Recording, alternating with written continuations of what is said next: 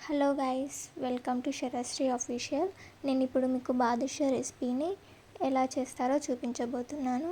2 కప్పుల గోధుమ పిండితో నేను ప్రిపేర్ చేస్తున్నాను.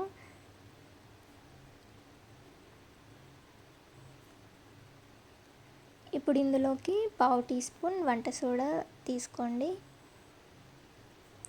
2 టీ స్పూన్ల వరకు పెరుగుని తీసుకోవాలి.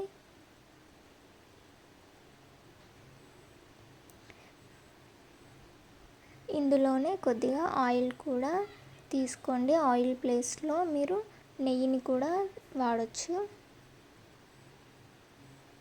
అన్నీ కూడా బాగా కలిసేటట్టుగా కలుపుకోవాలి.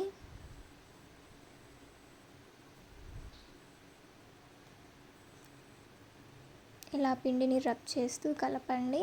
కొద్దిగా వాటర్ పోసుకుంటూ ఇలా చపాతీ పిండిలా కలుపుకోవాలి. ఈ విధంగా కలుపుకున్నాక మూత పెట్టేసుకొని 30 నిమిషాల వరకు పక్కకు పెట్టేసుకోండి.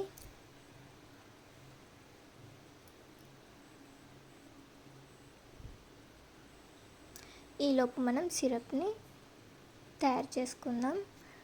1 కప్ షుగర్తో 1.5 కప్ వాటర్ని యాడ్ చేయండి. మీరు ఏ కప్తో అయితే షుగర్ తీసుకుంటారో అదే కప్తోని 1.5 కప్ వాటర్ని యాడ్ చేయండి.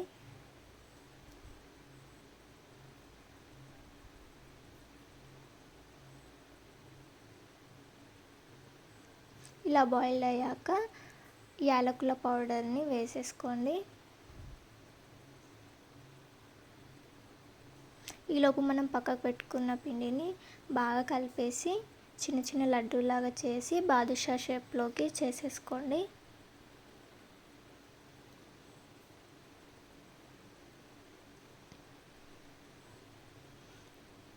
వీడియోలో నేను చూపించే విధంగా ఈ విధంగా చేసేసుకోండి. ఇదే విధంగా అన్నీ కూడా బాదుషా షేప్లో చేసేసుకోవాలి.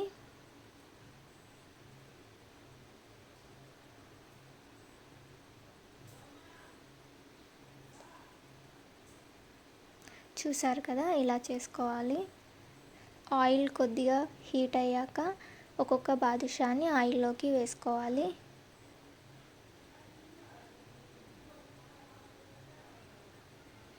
లో ఫ్లేమ్లో మాత్రమే ఫ్రై చేసుకోవాలి.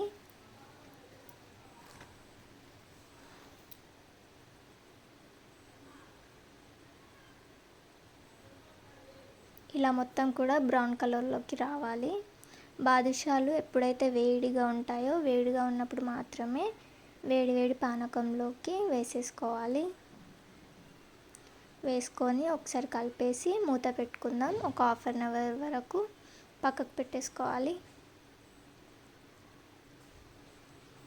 1/2 అవర్ తర్వాత చూడండి, ఈ విధంగా అయితే ఉంటాయి.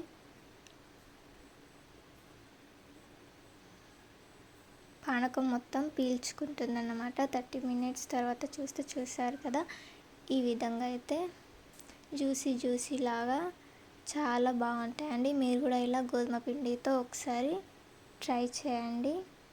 మా ఛానల్ని మీరు ఫస్ట్ టైం చూస్తున్నట్లయితే మీరు సబ్స్క్రైబ్ చేసుకోండి.